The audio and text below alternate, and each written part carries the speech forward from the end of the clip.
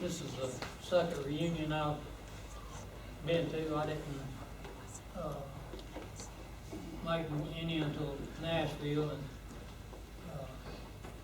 Bill Doyle and I kept in touch ever since, we served together in Vietnam. We served together in the 4th platoon. And, a lot of the guys that I served with, haven't been to any of the reunions that I've been to. I don't think they've been here at all. Bill is about the only one. I remember Harlan as being in CP, and I remember Sal Penny. And I'll never forget when Sal Penny turned short on 100 days. That 100th day he stood up, and you could have heard him all the way across July. You know, we were out in the Rocky Pocket.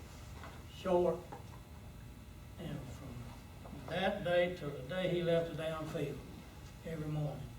Short, you know, short. But if it hadn't been for Sal Penny, a lot of us wouldn't be here today. The guy knew what he was doing on the radio. He knew more about the radio and the coordinates than his commanding officers did. And if it had not been for Sal Penny, like I say, a lot of us wouldn't be here. I too made it home unscathed physically before I went in service. I went to college and I got a degree in industrial engineering. And I felt quite sure, of course, I was 1A status at that point in time, and I felt quite sure that I wasn't going to join anything. If I got drafted, I'd probably be in the Corps of Engineers or some desk job or whatever. But to my surprise, I went to Fort Benning for basic training, and then went to Fort Pope for AIT. And I got Fort Pope.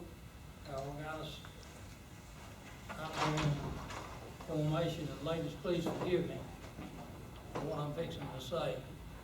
When we were all out there in formation, the first sergeant got up on the podium, and ladies, please forgive me, but he said, fellas, listen to your drill sergeants, learn everything you can, because every swinging dick out there is going to Vietnam.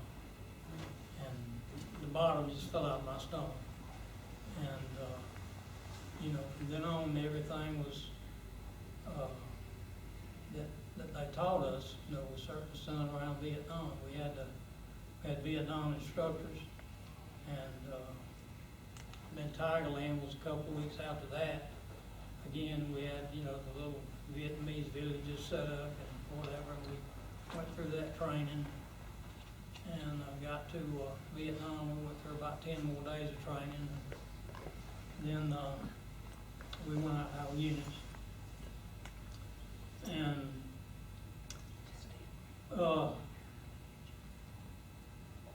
one of the best friends that I've ever had, and I've tried my best to contact him. His name was Arnolfo Rodriguez. Bill remembers him well.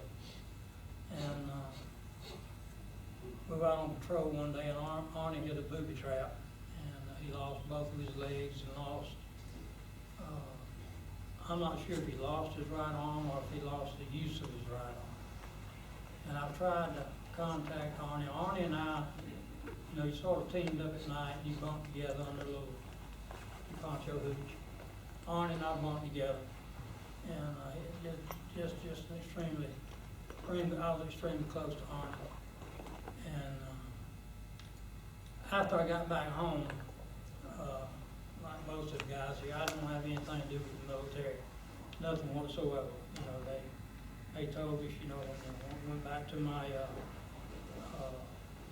service rep, you know, go to the VA, sign up for your benefits. I didn't want to go to the VA. I didn't want to have anything to do with the VA. So it wasn't until about 1995, the VA started opening up community clinics. You know, they used to have just the main hospitals. Started opening up community clinics, and they opened up one in Macon, Georgia, which is about 20 miles from where I live. I live out in the country. And my wife told me that I needed to go sign up.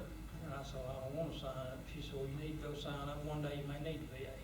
And I'm so thankful that she took me up when I signed up and went and got involved in the VA. And at that particular time when I got back home, well, first of all, before I went to Vietnam, nobody would hire me because I was going. When I got back, nobody would hire me because I'd been. And I wound up in jail for that very reason. And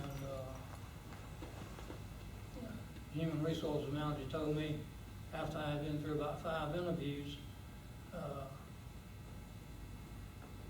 people that I was interviewing with, basically, they didn't come out and say, we don't hire Vietnam veterans, but they would say, I see here on your records where you've been in the military, you've been in Vietnam, yeah. And that was about the end of the interview. One of them made a mistake of telling me, we don't hire Vietnam veterans. And first of all, I could probably hold him liable and sue him for that. I don't know not much about the law, but I do know that I reached across that table and dragged him across that desk. And by the time I got him halfway across that desk, there were 2 security guards grabbed me on the shoulder. And I wound up in jail for 2 nights. And my daddy was a policeman in a little town where I was born. And just a real small town. And my dad was well connected throughout the whole state of Georgia. He was well known. And I stayed in jail 2 days, and I could have called him and he could have got me out. I didn't want to call my daddy and tell him I was in jail. No, I was just getting back home from Vietnam. And so, third morning, the jailer came by and he said, got somebody who wants to talk to you, and I knew it was my father. I just knew it was my father. So I went out to the little room and sat down, and the Human Resources Manager walked in.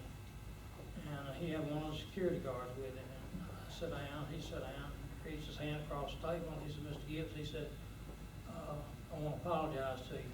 He said, I shouldn't have told you what I told you. And I had no right to do that. It's very insensitive of me to say a thing like that. And he said, I've got a job for you in Atlanta if you want it. I said, sir, I appreciate you I appreciate you dropping the charges against me. I said, Atlanta's not the place for me. I don't need to be here. I said, you just want me to way south, and I'll be out of y'all's hair. And so he dropped the charges, got in the car, and came back home. We got a little local mining industry there in my hometown. I worked there for 37 years. And really started having some problems mentally. Work got very stressful. I started having a lot of nightmares. I beat my wife a couple of times, rather severely, not knowing. I was back in the jungle, and I beat my wife. And she would wake me up, and I wouldn't know what I was doing. And one time I had to take her to the emergency room to have treatment. And my kids were scared of me. They wouldn't have anything to do with me.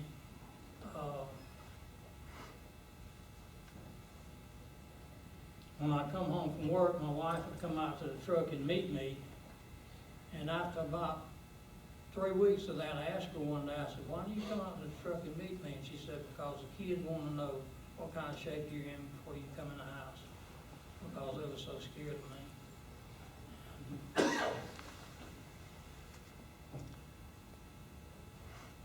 Finally, my wife told me that, you got to do something, or you're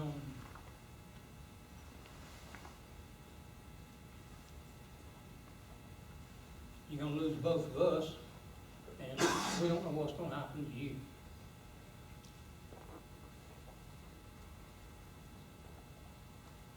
So at that time, I got involved in the VA, and I went through an in-house PTSD clinic in Dublin, and then I had to go back to Dublin 3 times a week for counseling for about 6 months, and then it dropped to 2 weeks, and I got a lot better.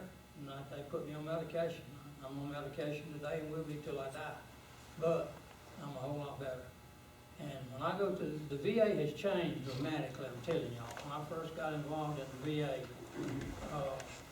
with the problems that I have had, they didn't seem to care too much. But when I go in the VA today, they treat me like a prodigal son coming home. They're just as nice to me as they can be. All the counselors have been nice to me. My primary care doctor's nice to me. And so if you have a problem, go to the VA. They can help you. And it is a whole lot better than it used to be.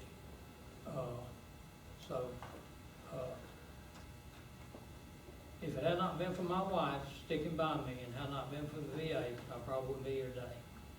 And I just want you guys to know that especially Bill Doyle and Salapini and Harlan, and I really, some of the mental stuff I've been through, I can't remember a lot of names and put a face with that name. And I remember the guys, Bill Willis, Jansma, and Pavilion, and Sergeant Lake, and who else? Mobs. I remember those guys. They've never been to a reunion. I've had contact with Jim Jansma one time on telephone, and Daniel Flipsy a couple of times. But all he wanted to do was sell Amway products. That's the reason he contacted me. But today I'm doing well, and I just want you to know that I served with the best damn unit in Vietnam. And that unit was you guys sitting here. And you know, there's a lot of times I've got I'll just take one of these books right here sometimes, and I just sit down and go through and look at the names, look at the email addresses, you know, from last year, you know, put a lot of faces with the names and all like that. And but from me to y'all, I want to thank you for your service, and if it wasn't for y'all, I wouldn't be here today.